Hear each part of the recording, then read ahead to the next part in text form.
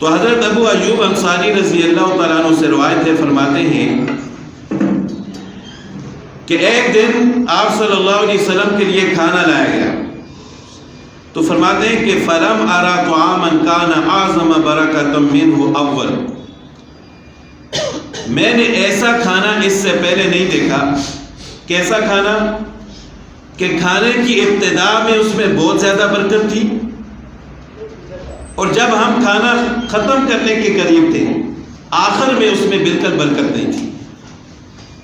فرماتے ہیں کہ ایسا کھانا میں نے نہیں دیکھا کہ شروع کرتے وقت تو بہت زیادہ برکت تھی، لیکن جب ہم ختم کرنے کے قریب تھے تو برکت نہیں تھی۔ اب میں حیران ہوا اس بات سے، تو میں نے اس کا ذکر رسول اللہ صلی اللہ علیہ وسلم سے کیا، تو آپ صلی اللہ علیہ وسلم نے فرمایا کہ جب ہم نے کھانے کی ابتدا کی تھی تو ہم نے بسم اللہ پڑھی تھی، اور جب ہم کھانا ختم کرنے کے قریب تھے تو ہمارے ساتھ ایک اور صاحب کھانے میں شریک ہوئے جنہوں نے بسم اللہ نہیں پڑھی۔ تو شروع میں ہماری بسم اللہ پڑھنے کی وجہ سے برکت تھی، بعد میں اس شخص نے بغیر بسم اللہ کے کھانا شروع کیا تو ساری برکت ختم ہو گئی۔ اور ساتھ رسول اللہ صلی اللہ علیہ وسلم نے فرمایا کہ فَأَكَلَ مَعَهُ الشَّيْطَانُ، جب اس نے بغیر بسم اللہ کے کھانا شروع کیا تو اس کے ساتھ شیطان نے بھی کھایا۔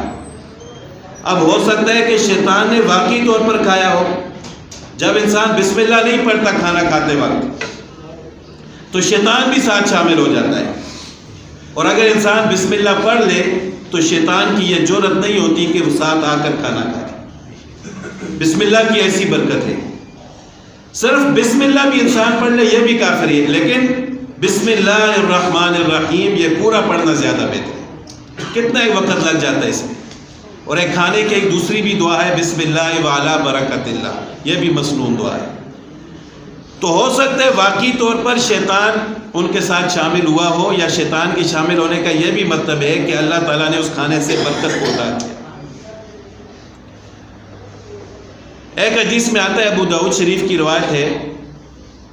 کہ ایک صاحب کھانا کھا رہے تھے آپ صلی اللہ علیہ وسلم کے سامنے، تو ان کو بسم اللہ پڑھنی بھول گئی۔ اب وہ کھانا ختم کرنے کے قریب تھے، شاید ایک یا دو لقمے باقی تھے، ان کو بسم اللہ یاد آ گئی، اور انہوں نے اس وقت بسم اللہ پڑھی تو آپ صلی اللہ علیہ وسلم مسکرائے اور فرمایا کہ جب سے اس نے کھانا کھانا شروع کیا ہے شیطان مسلسل اس کے ساتھ کھا رہا تھا، اور جو ہی اس نے بسم اللہ پڑھی ہے شیطان اٹھ کر بھاگ گیا ہے، اور جو کچھ اس نے کھایا تھا اس نے سب کچھ کہہ کر دیا ہے، اور اللہ تعالیٰ نے اس کے سارے کھانے کی برکت کو دوبارہ لوٹا دیا ہے۔ تو یہ ایک تو مسنون دعا انسان کو یاد کرنی چاہیے، بسم اللہ وعلی برکت اللہ، اور اگر یہ نہیں ہے تو بسم اللہ الرحمن الرحیم تو ہر کسی کو یاد ہے۔ حتیٰ کہ اگر کوئی شخص ناپاکی کی حالت میں اس پر غسل واجب ہے، عورت ناپاکی کی حالت میں ہے،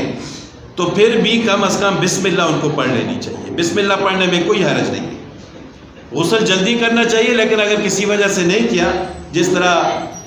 رمضان کے مہینے میں سحری کھانی ہے، اس وقت اگر غسل نہیں کیا تو سحری کھا سکتے ہیں، تو اس وقت کم از کم بسم اللہ پڑھ لینی چاہیے۔